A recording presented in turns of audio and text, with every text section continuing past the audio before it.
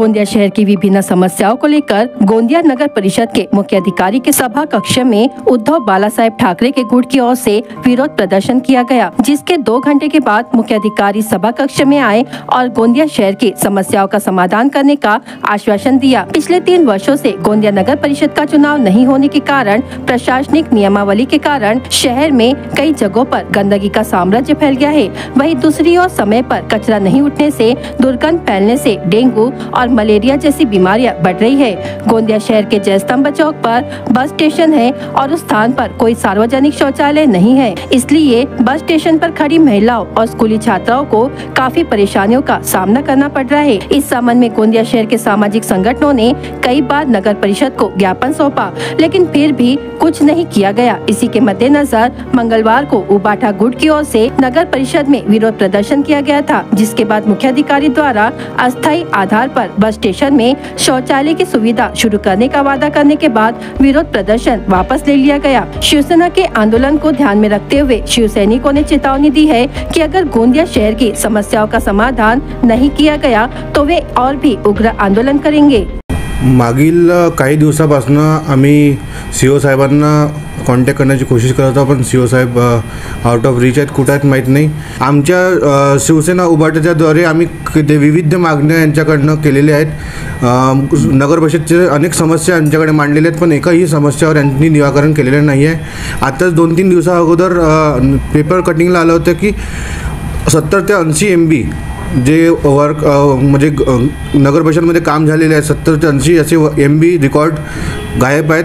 तर नगरपालिका एक वाऱ्यावर चालून राहिली, तर म्हणजे सीओ साहेबांनी याच्यावर लक्ष दिला पाहिजे यासाठी। आणि आज आमचे जिल्हाध्यक्ष साहेब, जिल्हा प्रमुख साहेब यासाठी बसले आहेत की जे त्यांनी सीओ साहेबांकडे मागणी केली होती, नगर परिषदमध्ये खूप सारा घोटाळा चालत आहे, खूप सारे अवैध काम चालत आहे, या सर्वांवर लक्ष देण्याकरिता आज आम्ही इथं बसलेलो आहोत। सीओ साहेब जोपर्यंत येतील नाही तोपर्यंत आम्ही इथून कोणी पण हलणार नाही। आमच्या बहुत सारे जनतेचे प्रॉब्लेम होतं, पण आज सबसर जास्त जे प्रॉब्लेम होतं आमच्या महिला भगिनीला हे जयस्तंभ चौकाला जे बस स्टँड आहे तिथं बाथरूमची काय सोय नाही आहे। आता आम्ही जे नगर परिषद सीओ साहेबाला बोललो जो आमच्याकडे चालता जो आहे आपला बाथरूम शौचालय त्याला जयस्तंभ चौकामध्ये ठेवा आणि तिथे परमानेंट बाथरूम बनवण्याची गरज आहे। ते बाथरूम आपण SDO ऑफिस आणि जे तहसीलदार आणि ज्यांशी बोलून परमानेंट बनण्याची लवकर गरज आहे, कारण की आपल्याकडे जे आपली मुली आहे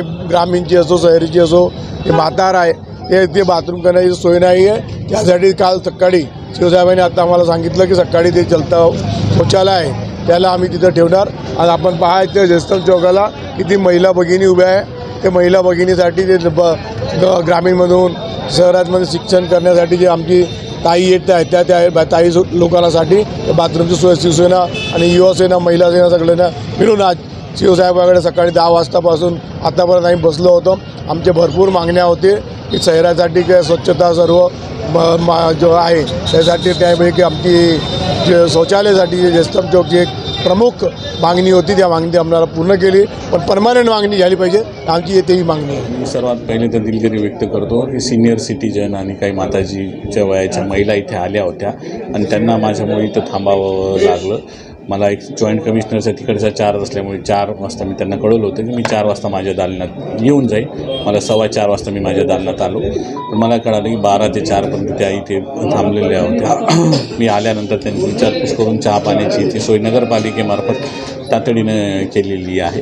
त्यांच्या ज्या काही मागण्या आहेत त्या नगरपालिके ही पॉझिटिव्हपणे प्रयत्न करून कशा मार्ग लागतील याच्यासाठी नक्कीच प्रयत्न करेल, ज्याच्यातून इथल्या सामान्य नागरिकांना कोणत्याही प्रकारचा त्रास होणार नाही किंवा कोणत्याही परिस्थितीत कोणत्याही याला पुढे जावं लागणार नाही, याच्यासाठी मी प्रामाणिकपणे प्रयत्न नक्कीच करेल।